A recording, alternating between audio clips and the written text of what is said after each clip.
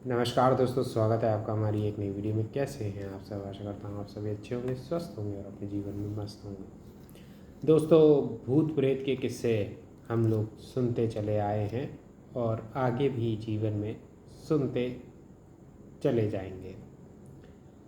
कई सारे लोग इसमें मानते हैं, सबका अपना अपना मत होता है।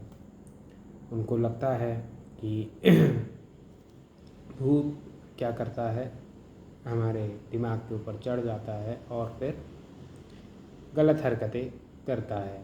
कई पिक्चरें बनती हैं और सभी चीज़ें। आज की कहानी जो है थोड़ी भूतही है, आपको मैं बताना चाहूँगा। असल में ये कहानी है गोवंडी, महाराष्ट्र में एक एरिया पड़ता है। तो गोवंडी के पास एक सुनसान सा इलाका था और वहाँ पर एक कुआं था। उस कुएं को सभी लोग भूताहा कुआं कहा करते थे, क्योंकि उनका ये मानना था कि वहाँ पर कई आवाज़ें आती हैं। इस कुएं में कुछ न कुछ ऐसा है जो कि इसके पानी को दूषित करता है, और भी कई सारी जो है मिथ्याएं उस कुएं को लेकर फैली हुई थी।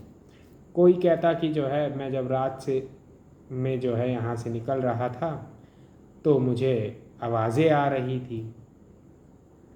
किसी को पायल की छन-छन सुनाई देती है तो किसी को मोर की आवाज़ सुनाई देती है। कभी जो है कोई बूढ़ी अम्मा चीख रही होती है तो कभी कोई बच्चा जो है हंस रहा होता है।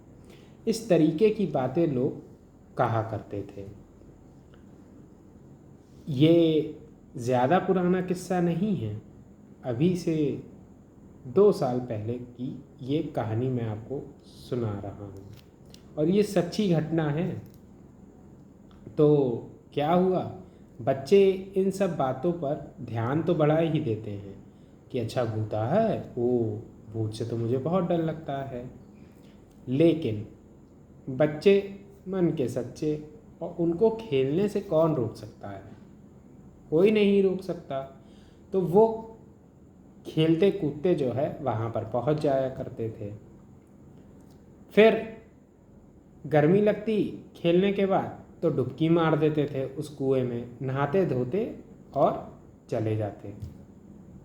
यही बच्चों का क्या था, नियम था। दिन में सब लोग वहाँ पर रहते उस कुएं के आसपास, लेकिन जैसे ही शाम होने लग जाती, सूरज ढलने लग जाता, सब वहाँ से चले जाते। तो एक रोज़ क्या हुआ कि ऐसे ही बच्चे खेल रहे थे और उन्होंने कहा कि आओ डुबकी लगाते हैं। तो वो कुएं में कूद गए। कुएं में कूदे तो अच्छा खासा खेल रहे थे। उतने में एक बच्चे की जो टांग थी वो किसी चीज़ से टकराई। उसने झाँक कर देखा, पानी कम था। झाँक कर देखा और उस चीज़ को हाथ लगाया और ऊपर की ओर खींचा। जैसे ही उसने खींचा तो उसमें जो है एक हाथ जो है उसको नज़र आया। ये जैसे ही उसने देखा वो चीखने चिल्लाने लगा, और जो साथ में बच्चे थे वो भी चीखने चिल्लाने लगे। चीखते चिल्लाते हुए वो लोग जो है बाहर निकले, और बच्चों को ये लगा ये कुआं तो भूताहा है और आज हमको जो है भूत ने पकड़ लिया, और आज हम गए। तुरंत बच्चे भागना शुरू करते हैं इतनी तेज़ी से कि वो पीछे मुड़ के भी नहीं देखते हैं, और भागते भागते जो है बस्ती में पहुंचते हैं, क्योंकि आसपास तो बस्ती बनी नहीं थी। जो उनकी बस्ती बनी थी वो दूर बनी थी। तो वहाँ पहुँचते हैं, घर पहुँचते हैं तो जो है रास्ते में जब जा रहे होते हैं तो सभी लोग देखते हैं कि ये लोग तो बहुत ज़्यादा डरे हुए हैं। तो सब लोग जो है बस्ती वाले जितने भी थे वो पूछते हैं उन बच्चों से क्या हुआ क्या हुआ क्या हुआ।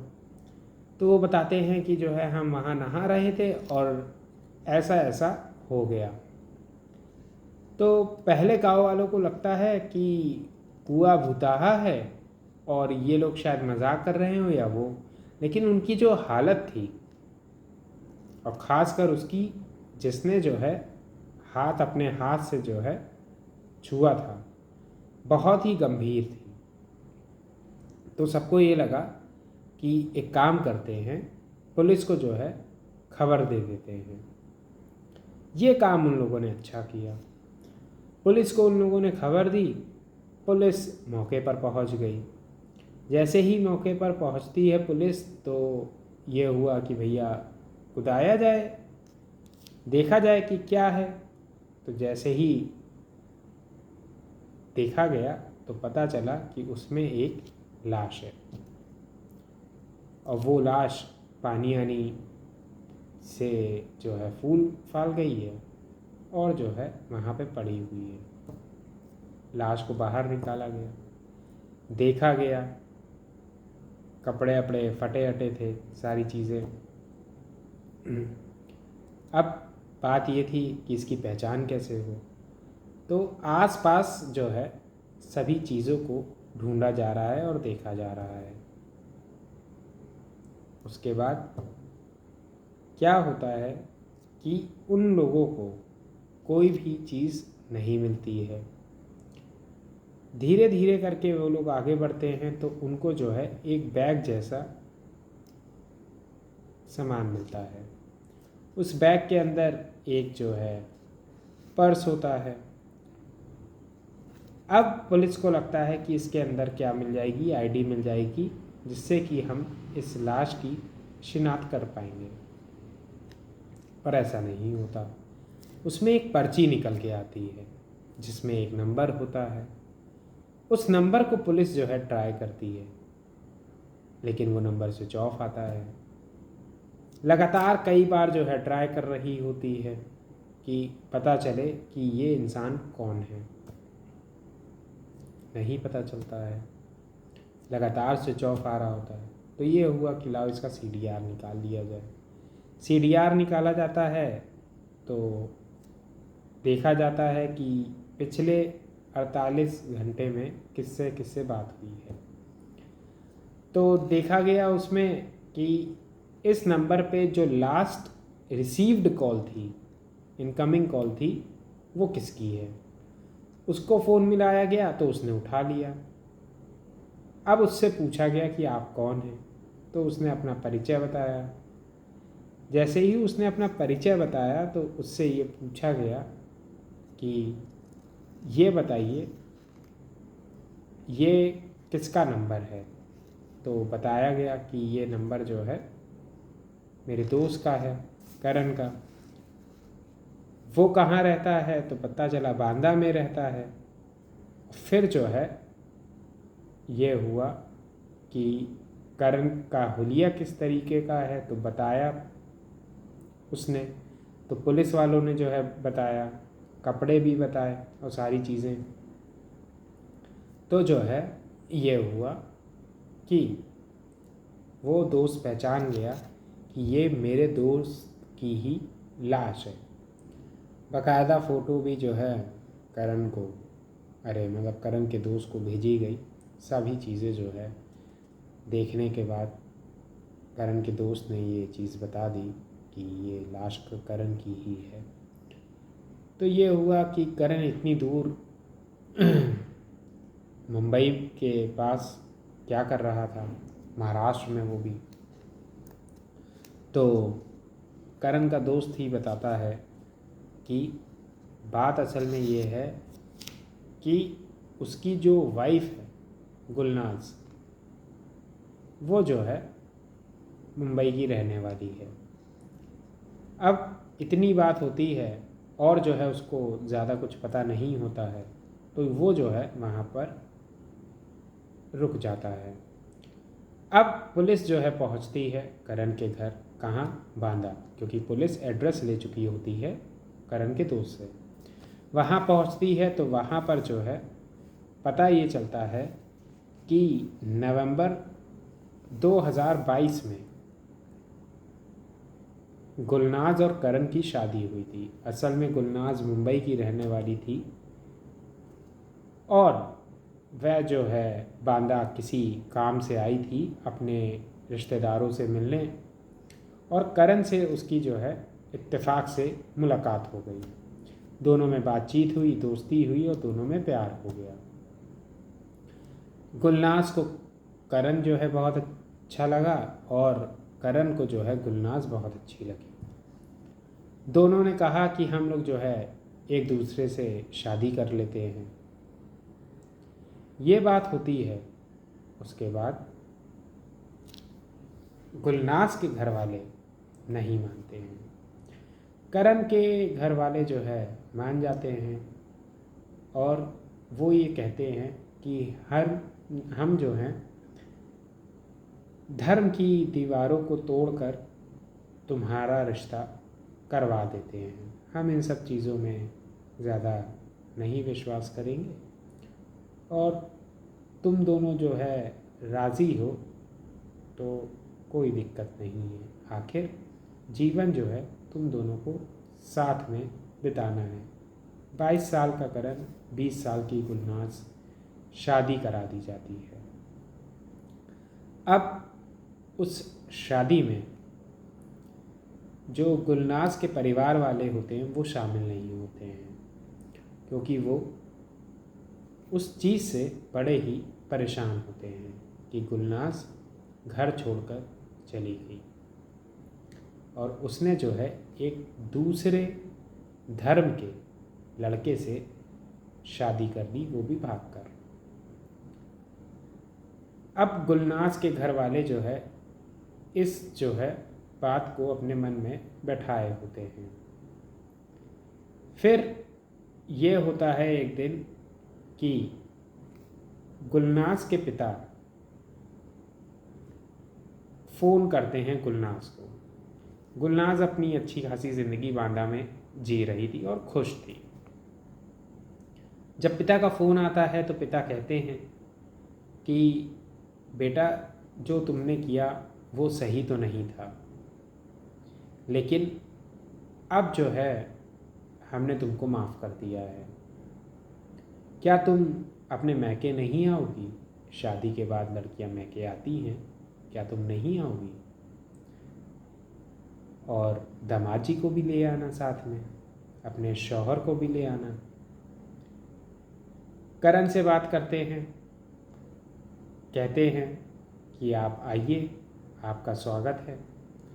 तो गुलनाज बड़ी खुश हो जाती है कि घर वाले मेरे मान गए हैं।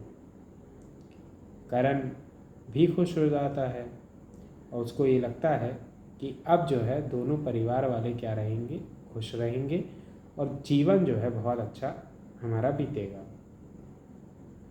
ये लोग पहुंचते हैं। अब वहाँ पे स्वागत किया जाता है बहुत अच्छे से।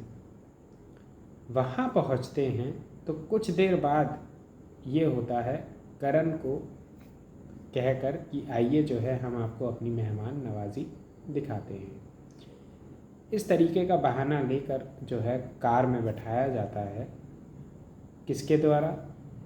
करण के ससुर, साले के द्वारा, और साथ ही साथ जो है 3-4 लड़के होते हैं, 4-5 लड़के होते हैं, उन सभी के द्वारा, जो कि वो क्या होते हैं, करण के ही जो है, गुलनाज के ही भाई बंधु होते हैं।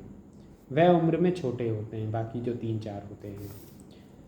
तो गोरा राइसुद्दीन खान गुलनाज के पिता का नाम था और सलमान खान गुलनाज के भाई का नाम था। ये दोनों तो एडल्ट थे। बाकी जितने लोग भी इसमें इन्वॉल्व थे, 4 माइनर थे, 5 माइनर थे असल में, लेकिन 16 से 18 के बीच जो 4 थे उनके ऊपर आगे कार्रवाई होगी। क्या होता है, इनको बैठाया जाता है कार में और एक सुनसान जगह पर ले जाया जाता है, यही भूतहा कुएं के पास। वहाँ पर सभी लोग मिलकर जो है करण को मौत के घाट उतार देते हैं। लाश उसकी फेंक देते हैं, सभी चीज़ अपने पास रख लेते हैं। ये पर्ची जो है छोड़ देते हैं। पर्ची खोल के नहीं देखी उस पर्ची के अंदर नंबर था। खोल लेते तो जो है पता ना चल पाता, बड़ी ही मुश्किल होती। पता चल जाता, ऐसा नहीं है, लेकिन मुश्किल होती कि ये कौन है। फिर पुलिस वालों को लगा डर कि करण के साथ इस तरीके की हरकत हो गई है, गुलनाज का क्या हुआ। तो पूछा। अब पुलिस वाले बांदा से कहाँ पहुँच चुके हैं, बांदा से मुंबई पहुँच चुके हैं गुलनाज के घर। तभी जैसे ही ये बात पता चली थी वैसे ही पहुँच चुके हैं। सारी बातें जो है वहीं पे हो रही हैं और ये कबूलनामा है इनका। तब ये सब बताते हैं कि उसको मारने के बाद हम घर वापस आए। गुलनाज ने पूछा कहाँ हैं मेरे शौहर, तो कहने लगे कि घूमने फिरने गए हैं, अभी आ रहे हैं, आओ चलो जो है उनके पास तुमको भी ले चलते हैं। वहाँ पे जो है वह मज़े उड़ा रहे हैं। कहने लगे चलो चलते हैं। गुलनाज भी बैठ जाती है कार में, जाती है। पता क्या चलता है कि गला घोट दिया बहुत ही बुरी तरीके से, बेरहमी से। रास्ते में ही गला घोटा। उसके बाद उसकी लाश को नवी मुंबई की तरफ जो है कहीं पर सुनसान इलाका देखकर फेंक दिया। पुलिस वाले पहुँचे, उन लोगों ने जो है ढूंढा ढांढा, सारी चीज़ें करी। गुलनाज की डेड बॉडी मिली, उधर करण की डेड बॉडी मिली और इनके ऊपर केस किया गया। रायसुद्दीन खान और सलमान खान, इन लोगों के ऊपर तो जो है मर्डर के चार्जेस लगे, सारी चीज़ें हुई। अभी भी फाइनल वर्डिक्ट नहीं आया है जिस समय मैं ये वीडियो बना रहा हूँ। 5 इसमें माइनर थे, एक की तो 16 से कम उम्र थी और बाकी जो 4 थे वो 16 से 18 के बीच में थे। तो जैसे कि सुप्रीम कोर्ट का कहना है कि 16 से 18 के बीच वालों को अगर वो इस तरीके का क्राइम करते हैं तो उनको एडल्ट ही कंसिडर किया जाएगा, और जो 16 वाला था, 16 से कम वाला, उसको जो है जुवेनाइल में रखा गया। अब बात ये है कि लोग जो है प्रेम को नहीं समझ पाते हैं।